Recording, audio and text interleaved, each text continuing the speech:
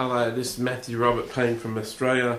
This is the P2 series based on Philippians chapter 2, and this title is called Look Out for Others' Interests, and it's taken from Philippians chapter 2 verse 4, which reads, "Let each of you look out not only for his own interests but also for the interests of others." The title is Look Out for Others' Interests. Now, isn't it interesting that it reads, "Let each of you look out not only for his own interests but also for the interests of others." Now, we can take that apart, and it says, "Let each of you." Now, the people he's talking to is the church, or the people in the Philippian church, and he's saying, "Let each of you," meaning all of you. Let each one of you. Let not just the rich, let not the poor, let not the middle class. Let each one of you look out for not only your own interests, but look out for the interests of other people. Paul says in Timothy that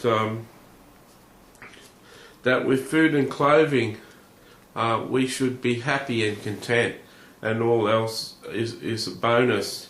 And I guess that applies to this, that if you've got a roof over your head and you've got food and clothing, you've got everything you need. You don't necessarily need the latest 3D TV or plasma TV. You don't need the latest iPhone or the iPad or the modern technology. You can spend more money on giving to orphans and poor people and widows and the poor in your community. I find that it's a lot of fun sharing your money with other people. The ministries that I've run take money, and it's a privilege to spend money and have an effect on other people. It's a privilege to run a prophetic website that cost me money to update and cost me money to do things. It's a privilege to serve the body of Christ through sharing with my money. This is just a command of Paul's. This is could be lined up with Jesus' command, "Give to everybody who asks of you."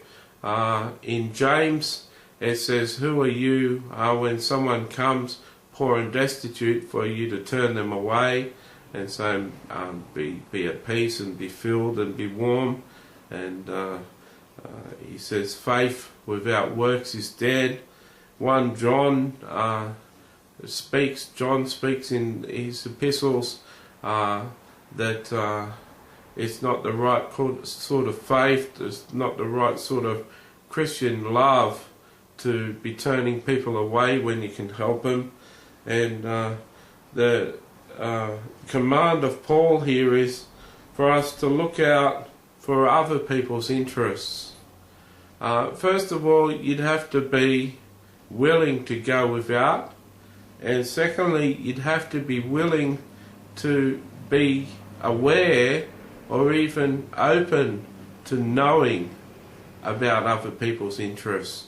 So many people in churches lose their jobs and suffer, though if the church pulled together as one, they could pretty well look after everybody who has a hard time.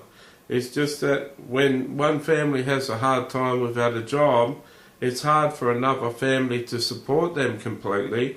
But if they were supported over the fellowship of the church, things would be easy.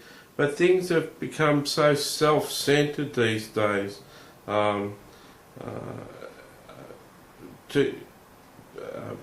Chapter 2 verse 3 said, "Let nothing be done through selfish ambition." People are so concerned about their own life and their own success, and putting money away and spending money on achieving their dreams and prospering in all they can. Their selfishness keeps them from sharing And Paul says this isn't right.